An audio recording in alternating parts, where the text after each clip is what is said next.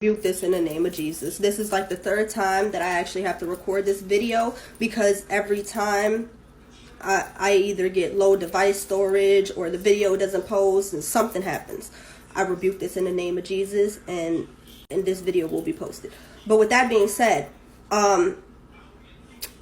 this past couple of nights, or this past week I would say, I've been having a lot of dreams about people from my past. And they've been revelation dreams. But it got to a point where before I went to sleep the other night, I had actually asked God to kind of give me a break on the revelation dreams from people of my past.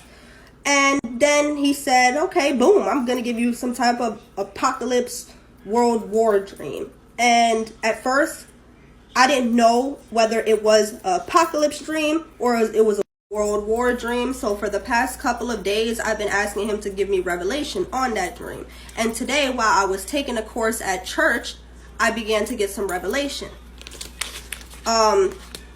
So this topic that they were covering, on the first part, it actually says, on the introduction, it says, Adolf Hitler's Nazi experiment. It goes on to talk about that and World War II. And in the dream that I had this past couple of nights, it actually had something to do with the Nazi helicopter. So in this dream, it actually started off with me being in front of, there was like a row of kids that were sitting down on the floor, and they all had something in front of them in which they were selling, and it was like a bunch of witchcraft items. And they actually had like boxes of rocks. This one kid in particular that I happened to be sitting in front of had this these skeleton necklaces, and I remember him trying to give me one of these necklaces, and I kept saying, no, this is witchcraft. And he was trying to convince me that it wasn't. And then in front of me, beside the kids, and to the left and to the right of me, there were these dogs, almost like these cane corsos, and they were all black, but they had this white patch on their chest. So I remember like starting to draw in fear in the dream, because I'm like, these dogs can like jump at me and bite me at any given moment. And the ones to the side of the boys and the little kids were loose, as well as the ones to the left of me. But there was a particular dog to the right of me, and he was like the big dog. He was like the biggest one out of all of them, and he was in a cage, but the cage was open, and he would come in and out of the cage. And before you know it, these dogs began to start speaking like people, like talking like in English, just like I'm talking right now. And so I'm like, what is, it was the most demonic thing ever. And it was a scenario of just witchcraft all around. Witchcraft and demonic activity all around me, and talking dogs. And so before you know it, I was able to escape that scenario, and I got out of there. And as soon as I got out of there, all hell started to break loose in the dream.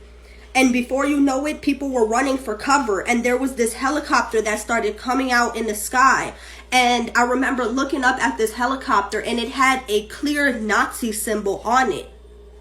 And before you know it, there was like these guards, and they started to jump out and were grabbing anybody that they've seen in sight. And people began to run, saying, oh, we got to run for cover. We got to run. We got to run. I remember running up a hill, and the helicopter, it did like this, this kind of like turnaround. So I ducked down on the hill and tried to lay flat on the hill so they wouldn't see me.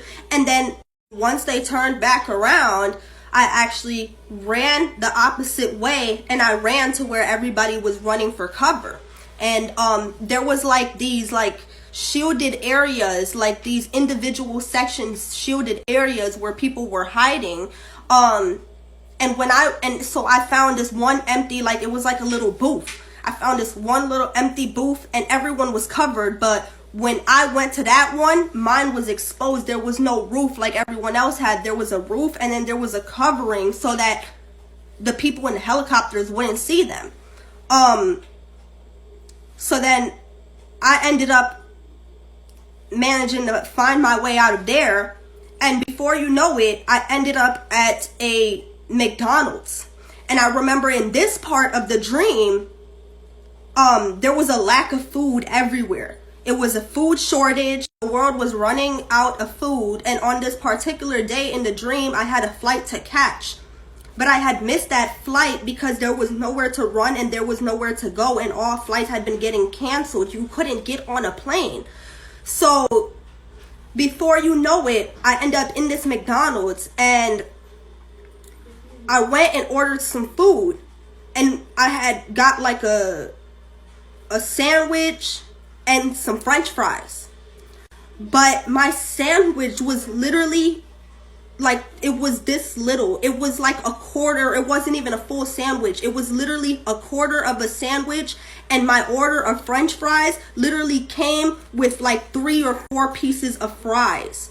They had been minimizing the food portions to so little because of the fact that there was a food shortage. And I remember I was getting ready to walk out of this McDonald's, and more people began to come through this McDonald's. There was people rushing to this McDonald's trying to get food. And I remember thinking, like, they don't even know what's in store for them. Like, they don't even know how much, like, the food portions are literally being minimized. Like, and there was no food. Like, it was running, the world was literally running out of food, and people were in distress.